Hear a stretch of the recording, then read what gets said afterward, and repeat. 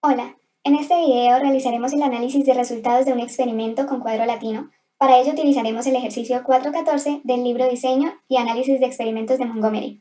El ejercicio nos dice que se estudia el efecto de cinco ingredientes diferentes A, B, C, D y E sobre el tiempo de reacción de un proceso químico.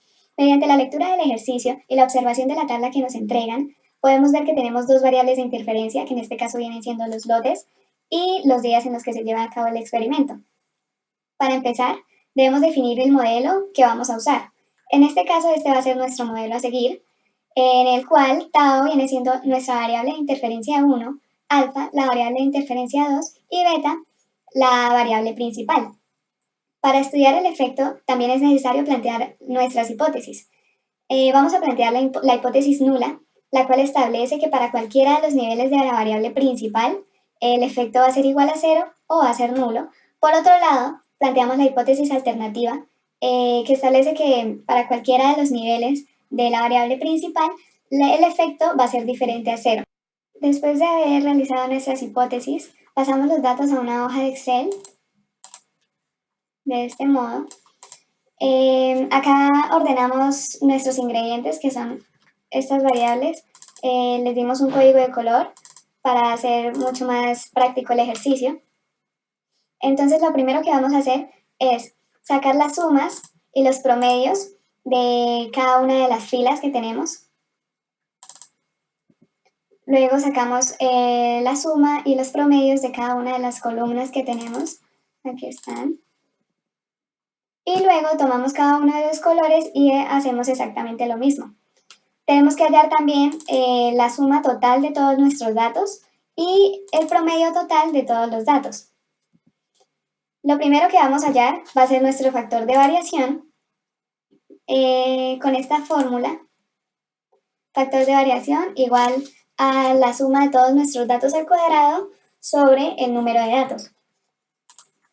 Acá podemos observar que tenemos la suma de nuestros datos elevado al cuadrado sobre el número de datos, que son 25. Y acá tenemos el alfa, que nos da el ejercicio que más tarde vamos a utilizar. Luego tenemos que empezar a hallar las sumas de cuadrados. Tenemos que hallar la suma de cuadrados total y la suma de cuadrados de cada una de nuestras variables y también la suma de cuadrados del error.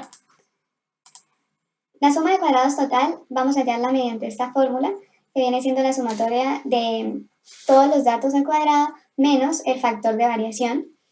Para hallar la suma de cuadrados de nuestra variable principal, tenemos que usar esta fórmula, 1 sobre a, donde a viene siendo el número de niveles de los datos al cuadrado menos el factor de variación. Y asimismo para nuestras variables de interferencia. Entonces, acá tenemos la variable de interferencia 1, que vienen siendo los lotes. Ponemos un quinto, porque 5 es el número de niveles de los lotes, por la suma de cuadrados de la suma de los datos menos el factor de variación.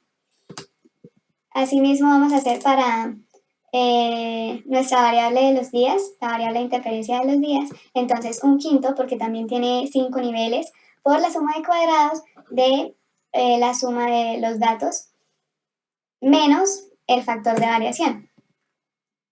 Para los ingredientes el mismo procedimiento, solo que con la suma de los que están en color. Y el total lo hallamos con la suma de cuadrados de todos los datos de la tabla menos el factor de variación. Para hallar el error tenemos que hacer el total menos cada uno de las variables que tenemos. Entonces tenemos el total menos los lotes, menos los días, menos los ingredientes. Luego hallamos los grados de libertad de cada una de las variables, del error y los totales. Para hallar los grados de libertad totales tenemos que hacer el número de datos menos 1.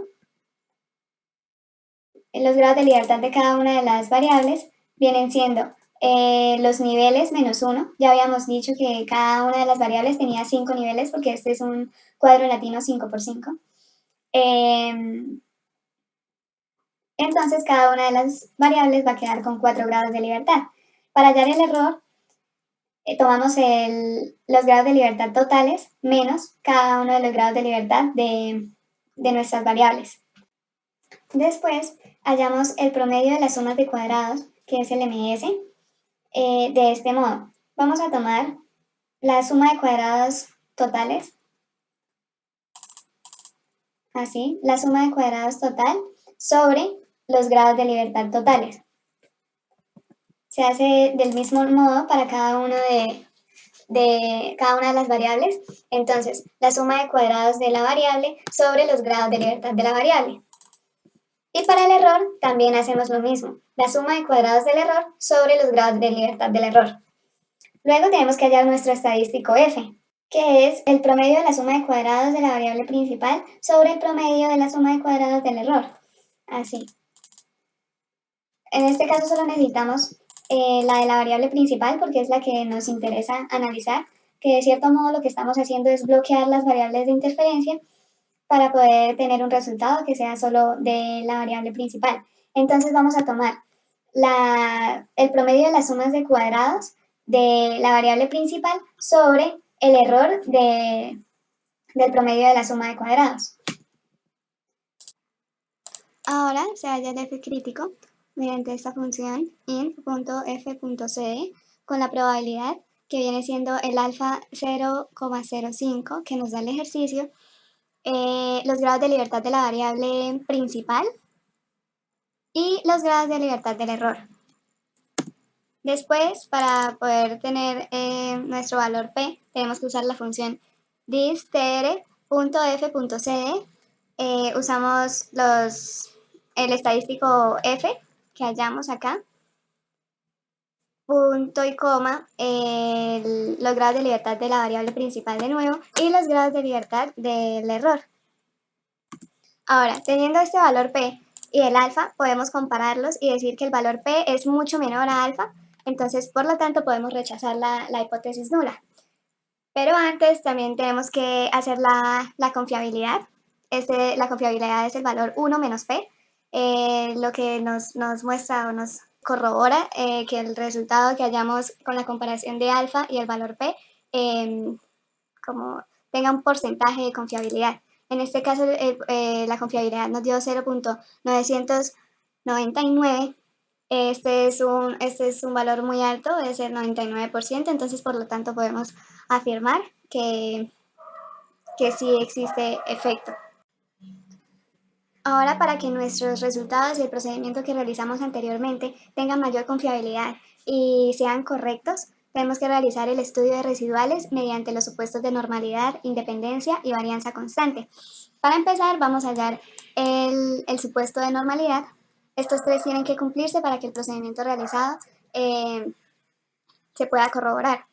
Entonces, lo primero que vamos a hacer es en la primera fila, en la primera columna, enumerar de 1 hasta el número de datos que tengamos, que en este caso es 25, siendo el primero 8, el segundo el tercero, cuarto, quinto, sexto y así sucesivamente.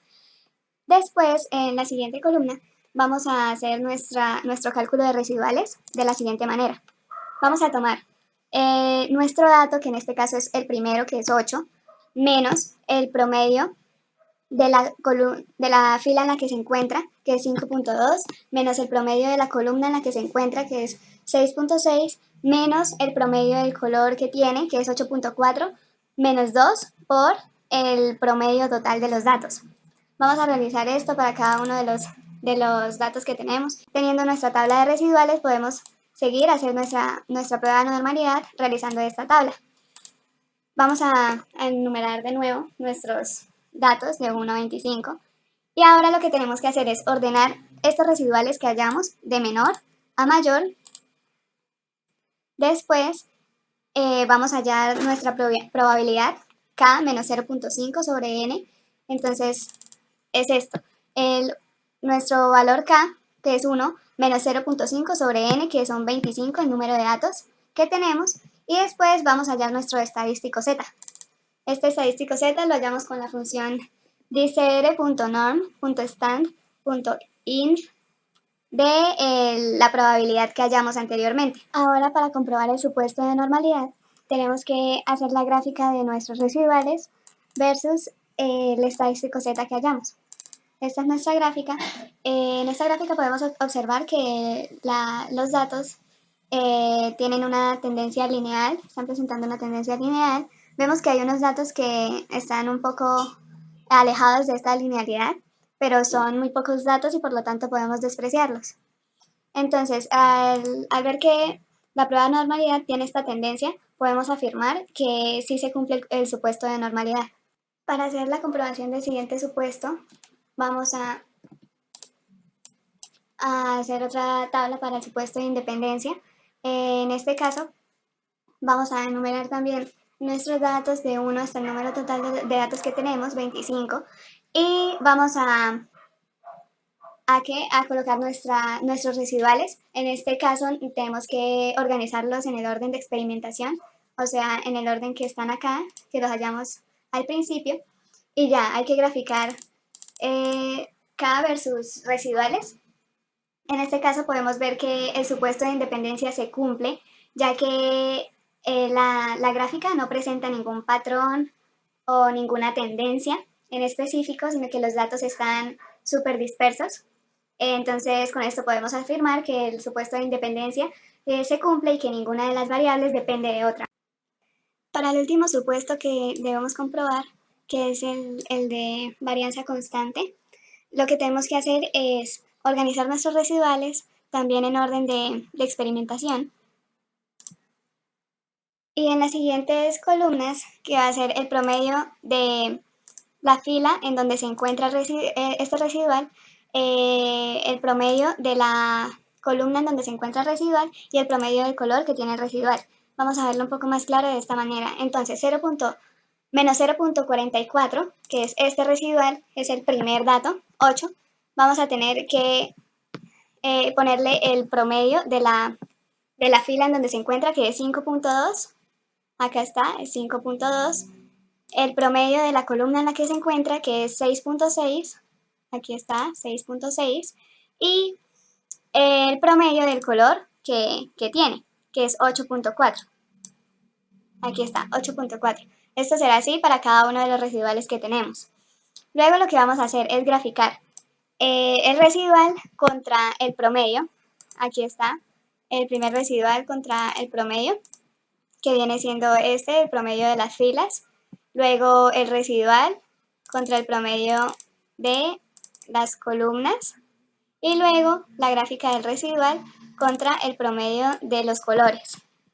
Entonces tenemos que analizar cada una de estas gráficas y para que el supuesto de varianza constante se cumpla, estas no deben seguir ningún patrón en específico o no dar una forma como de trompeta, por ejemplo, para que el supuesto de varianza constante se cumpla. Entonces vemos que acá ninguna de estas sigue un patrón, entonces podemos afirmar que sí se cumple este supuesto de varianza constante. Para concluir, podemos decir que después de haber hallado el valor 1 menos p, que nos dio 0.999, podemos observar que hay una influencia significativa de la variable principal, que son los ingredientes, sobre las variables de salida. Por lo tanto, podemos afirmar que va a existir un efecto sobre las variables respuesta. Para corroborar los resultados obtenidos, realizamos el análisis de supuesto de normalidad, independencia y varianza constante, y afirmamos que los resultados obtenidos eran confiables, ya que cuando graficamos los residuales, pudimos observar la tendencia lineal en el supuesto de normalidad. Al graficar los residuales también para el supuesto de independencia, los datos no mostraban un comportamiento o el patrón específico, por lo tanto se afirma que el modelo de independencia se cumple. Y por último, en la gráfica de varianza constante, los datos no mostraban una tendencia particular o la forma de trompeta, como ya lo habíamos dicho, y en consecuencia podemos concluir que se cumple el supuesto de varianza constante del error aleatorio. Entonces, para finalizar, decimos que sí tiene un efecto esta variable principal de los ingredientes sobre las variables respuesta.